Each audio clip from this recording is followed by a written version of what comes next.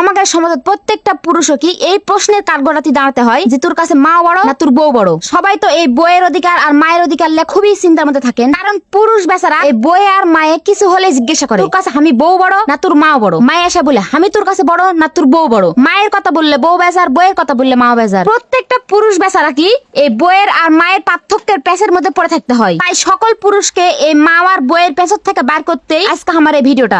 আসো শুরু করি। মা আর বইয়ের মধ্যে পার্থক্য কি? একজন মা তার ছেলে জন্ম দেয় তার লাড়ির থেকে, আর একজন বউ ওই ছেলেকে জন্ম দেয় স্বামী হিসেবে হৃদয় থেকে। একজন মা অদেখা ছেলেকে অনুভব করে পেটত হাত রেখে 10 মাস, আর একজন বউ সেই অচেনা ছেলেকে অনুভব করে আর বুকত হাত রেখে সারা জীবন। একজন মা জন্ম দেয় একজন শিশু পুত্রকে, আর একজন বউ জন্ম দেয় একজন পরিণত পুরুষকে। একজন মা বাচ্চা হওয়ার পরে আস্তে আস্তে তার হাত ধরে হাঁটতে শিখায়, আর একজন বউ সেই সন্তানের হাত ধরেই জীবনের সমস্ত পথ ধরে হাঁটে। একজন মা তার সন্তানকে কথা বলতে শিখায়, আর একজন স্ত্রী প্রিয় বন্ধু হয়ে তার কথা বলা সঙ্গী হয়ে ওঠে। একটা সন্তানের দায়িত্ব কাঁধে আসতেই মা তার সমস্ত পৃথিবী ভুলে যায়, আর একজন স্ত্রী সেই সন্তানের দায়িত্ব লিবে বলাই তার সমস্ত পৃথিবীটা ছায়া চলে আসে। আবার মায়ের সেই সওয়ালটা মানে বেটা যখন বড় হয় যখন সে প্রতিষ্ঠিত হয় তখন তার থেকে প্রতিটা মাকে আঘাত পাতে হয়। সেই সন্তানটাই আবার যখন স্বামী হয় তখন ওই স্বামীটাই আবার স্ত্রীর বিভিন্ন কথাবার্তায় আঘাত দিয়ে থাকে। একটা সন্তান জন্ম দেওয়ার পর থেকে সেই মা সেই সন্তানের দায়িত্ব নেয় 20 থেকে 25 বছর, আর একজন স্ত্রী তার স্বামীর জীবনের দায়িত্ব নেয় 25 বছরের পর থেকে যতদিন বাঁচবে। হতে পারে সেটা 10 বছর, 50 বছর, 60 বছর। ছোটবেলা যখন সন্তান মলমূত্র ত্যাগ করে সেগুলো পরিষ্কার করে তার মা, কিন্তু বৃদ্ধ বয়সে যখন স্বামী মলমূত্র ত্যাগ করে তখন সেগুলো পরিষ্কার করে তার বউ। মায়ের কোল হলো সেই কোল যেখানে সন্তান জন্ম নেয়, অর্থাৎ সন্তানের প্রথম বিছানা হয় মায়ের কোল, আর স্ত্রীর কোল হলো সেই কোল যেই কোলে স্বামী মাথা রেখে মারা যায়। সেই কোলই হলো